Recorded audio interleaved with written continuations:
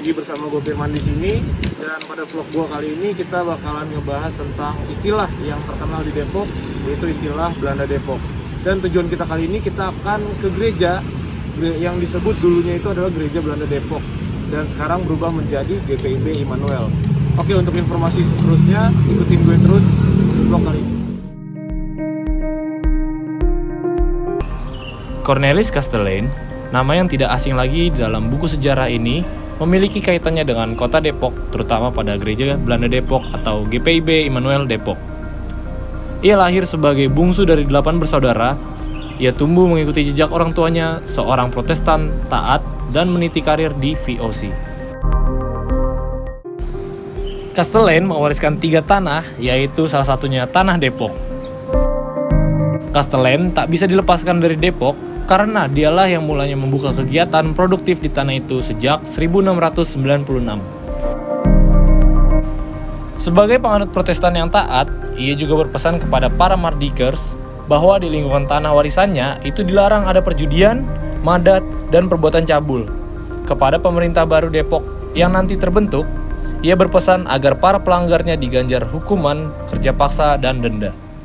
Oke, halo Pip, sekarang kita udah nyampe di Gereja Belanda Depok yang sekarang sudah menjadi GPIB Immanuel yang berada di Depok.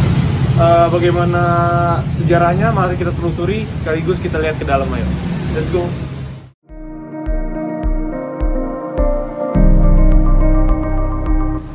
Cornelis Kastelein merupakan orang yang terkenal religius dan baik hati. Kastelein banyak bertumbuh pada prinsip cinta dan kasih sesama manusia. Ia sendiri punya semboyan dalam bahasa Belanda berbunyi Er is geen leven zonder liefde, atau dalam bahasa Indonesia tiada kehidupan tanpa kasih sayang. Di sini, gue dan teman-teman mencari sumber informasi mengenai gereja ini.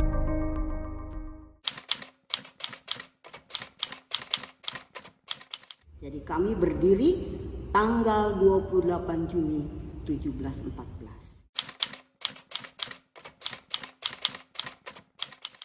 Saya jabatan di gereja ini Penatua Susana Legia Indrayono Leander. Nah, itu ada nama Leander.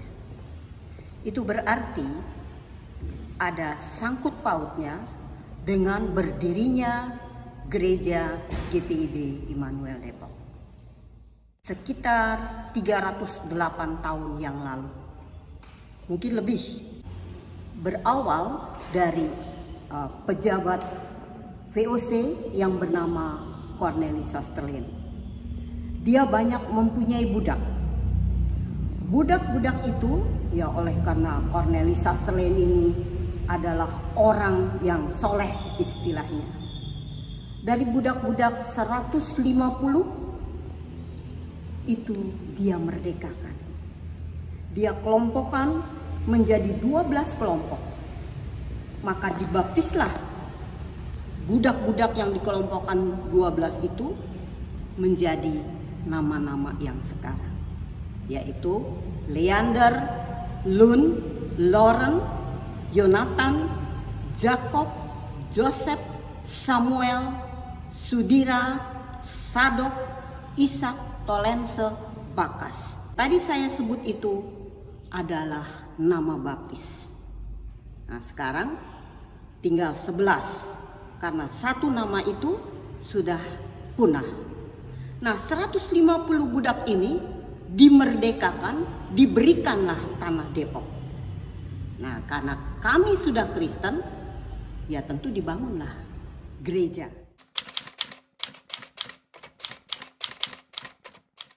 Tapi kenapa jadi GPIB?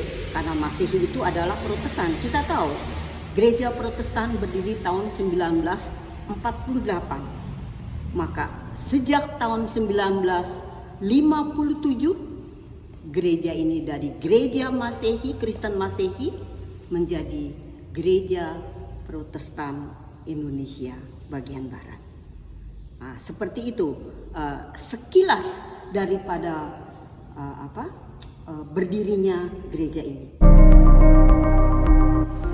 Bangunan daripada gereja ini masih sama dengan dahulu. Hanya saja, dengan mengikuti perkembangan zaman, maka ditambah perkakas yang lebih modern.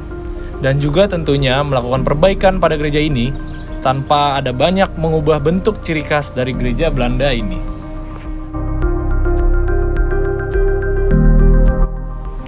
Di gereja ini pun terdapat nama-nama pendeta yang sempat aktif melayani di gereja ini. Sedari awal gereja ini dibangun sampai dengan sekarang.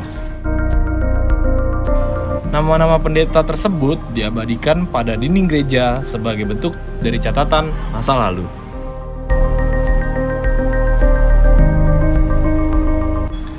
Dalam gereja ini terdapat lonceng, mimbar, hingga 12 pintu yang dilengkapi dengan nama baptis keturunan Castellane masih menjadi peninggalan yang tak tergantikan di gereja ini.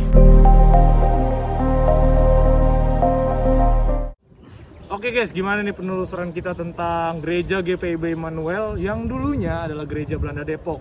Seru banget kan sejarahnya, ternyata gereja GPIB Immanuel ini memiliki sejarah yang sangat luar biasa.